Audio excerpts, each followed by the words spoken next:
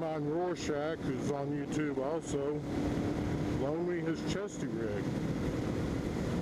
Tonight I'm out using the Chesty rig. I'll do a full review later on if you decide you like it.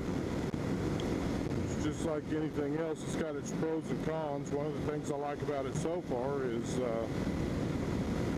you know, when you got the GoPro mounted on the left side or the right side of your helmet, it always kind of feels like it's pulling a little bit. With it mounted on the Chesty rig, it's a hands-free type operation. Still able to plug in the wireless mic. Still able to do everything else. I mean, you can stand up nice and easy. Everything looks good. I'm hoping that there'll be a little bit less vibration in the chest than there would be on the helmet, like the helmet sometimes has. But I don't know. We'll find out later when I get home and review the video. As you can probably tell from the video, a lot of this was filmed during the summer.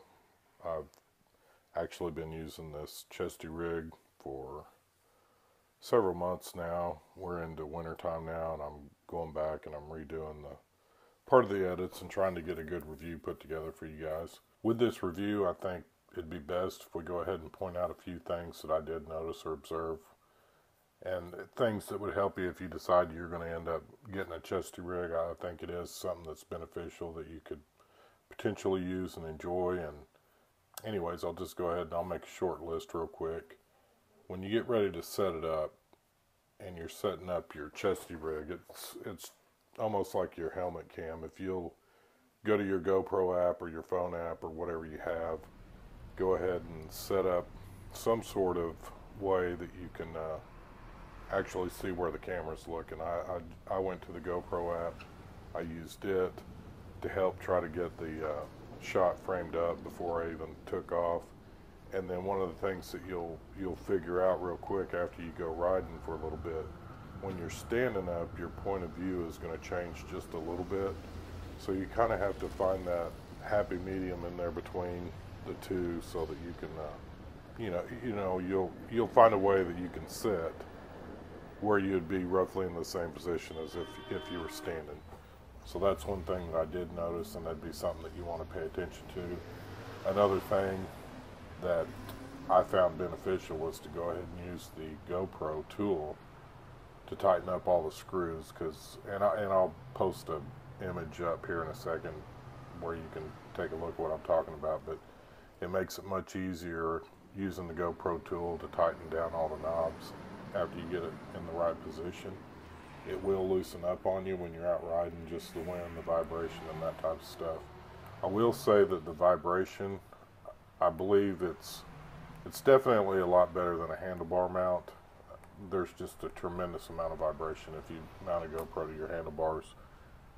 As far as comparing it to the helmet, I'd have to say they're really, really close. The one thing, there's pros and cons to both, and I'll kind of go over that real quick. The one thing that I do like about the helmet, when you've got the helmet cam on, is, if I can give you an example, one of the latest videos that I just posted was Cooperton, and there was a hawk that was actually flying right beside me as I was going down the road.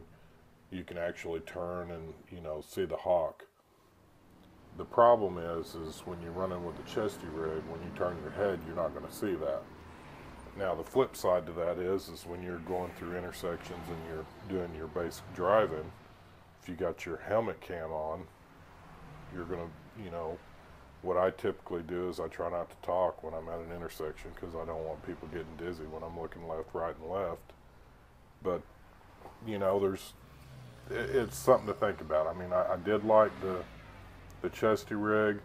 The one other thing that I will point out, almost every time that I look down to check my speed or gauges or whatever, I did bump the top of the GoPro. I don't see that in the video per se. I'm not seeing any jostling around or whatever.